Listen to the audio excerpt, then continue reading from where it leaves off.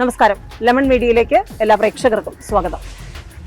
ആനക്കാര്യം എത്ര പറഞ്ഞാലും മതിയാകില്ല. മലയാളികളെ സംബന്ധിച്ച് ആനയെക്കുറിച്ച് ഒരു പരിചയപ്പെടുത്തലിന്റെയും ആവശ്യമില്ല. എവിടെ ഉത്സവ ആഘോഷങ്ങളുണ്ടോ അവിടെയെല്ലാം ആനകളുണ്ട്. കേരളത്തിന്റെ തലയെടുപ്പുള്ള ആനകൾ. ഞങ്ങളിപ്പോൾ ഉള്ളത് തിരുവനന്തപുരത്ത് തിരുനെല്ലിയൂർ ക്ഷേത്രത്തിലാണ്. തെക്കിന്റെ തിരുനെല്ലി എന്നറിയപ്പെടുന്ന തിരുനെല്ലിയൂർ ക്ഷേത്രത്തിലെ ഉത്സവത്തോടനുബന്ധിച്ച് മോദി എന്നുള്ള ആനയുടെ ഒരു തലയെടുപ്പ് കാണാൻ തന്നെയാണ് ഇവിടെ വിശ്വാസികൾ കാത്തിരിക്കുന്നത്. ഉത്സവപ്രേമികളെ സംബന്ധിച്ച്, ആഘോഷങ്ങൾ ഏറ്റെടുക്കുന്നവരെ സംബന്ധിച്ച് വീണ്ടും മോദിയുടെ തലയെടുപ്പാണ് ഇവിടുത്തെ ഇപ്പോഴത്തെ ചർച്ചാ വിഷയം. ഏതായാലും മോദിയുടെ ആനക്കാര്യങ്ങൾ, വിശേഷങ്ങൾ നമുക്ക് പാപ്പാനോട് ചോദിക്കാം. ഒപ്പം ഇവിടെയുള്ള ജനങ്ങളോട്, വിശ്വാസികളോട് എന്തുകൊണ്ട് അവർ മോദി എത്രയധികം സ്നേഹിക്കുന്നു നമുക്ക് ചോദിക്കാം.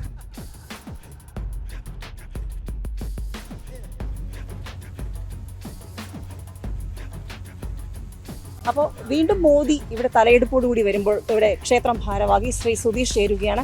എന്തുകൊണ്ടാണ് വീണ്ടും മോദി തന്നെ തിരുനെല്ലിയൂരിലേക്ക് എത്തിച്ചത്? എന്താണ് മോദിയോടുള്ള ആരാധനയുടെ കാരണം? മോദിയോടുള്ള ആരാധന എന്ന് പറയുമ്പോൾ ഇടക്കാലത്ത് ഈ ക്ഷേത്രം ഒരു വലിയൊരു കോൺക്രീറ്റ് ഭിത്തി വീണ് പൂർണ്ണമായിട്ടും തകർന്നിട്ടുണ്ടായിരുന്നു. ഒരു 7 വർഷത്തെ ഇവിടുത്തെ നാട്ടുകാരുടെയും വിശ്വാസികളുടെയും കഠിനാധ്വാനം കൊണ്ടാണ് അമ്പലം പുതിയതായിട്ട് നിർമ്മിച്ചത്.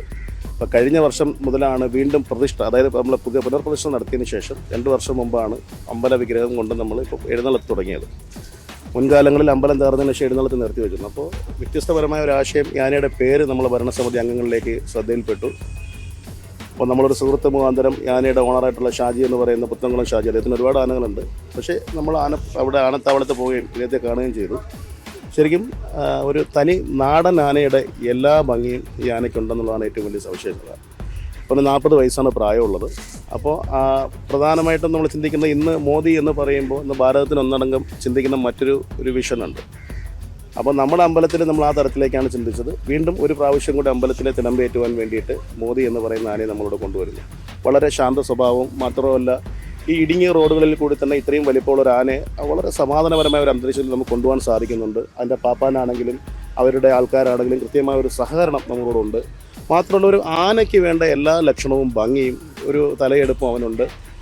ഭഗവാന്റെ തിടമ്പേറുമ്പോൾ അതിവിടെ നമ്മൾ ആറാട്ട് കടവിൽ സമാപിക്കുന്നത് വരെ നമുക്ക് ഈ 2 വർഷം കൊണ്ട് ഇടക്കാലങ്ങളിൽ ചെറിയ ചെറിയ ബുദ്ധിമുട്ടുകൾ ഉണ്ടായിട്ടുണ്ട്. പക്ഷേ എന്നാൽ മോദിയെ സംബന്ധിച്ചിടത്തോളം അത് വളരെ ഭംഗിയായിട്ട് എല്ലാം പറഞ്ഞ് നമ്മളിന്ന് നാടൻ അഴകെന്ന് പറയുന്ന രീതിയിൽ ഒരു എന്താ പറയുക, ഒരു 7.5 അഴകി തന്നെ നമ്മളെ മോദി എന്ന് പറയുന്ന ആനയ്ക്കുണ്ട്. ഇപ്പോൾ നമ്മുടെ അത് മതപ്പാടെല്ലാം കഴിഞ്ഞ് ഇപ്പോൾ നമ്മൾ നീര കഴിഞ്ഞിട്ട് ഇപ്പം എഴുന്നള്ളത്തിന് ഇറങ്ങിയിട്ടേ ഉള്ളൂ. അപ്പം ആ ഒരു അത്രയും ശാന്ത സ്വരൂപത്തിലാണ് ഇപ്പോൾ അവനുള്ളത്. ഇന്നലെ വെളുപ്പിനാണ് ഇവിടെ എത്തിയിട്ടുള്ളത്. ഇനി 3 മണിയാകുമ്പോൾ അവൻ്റെ ശിരസിലേക്ക് നമ്മൾ എന്താ പറയുക, ഭഗവാന്റെ തിടമ്പേറ്റ് നമ്മൾ ഭഗവാന്റെ തിരുഘോഷയാത്ര ഇവിടെ നിന്ന് ആരംഭിക്കും.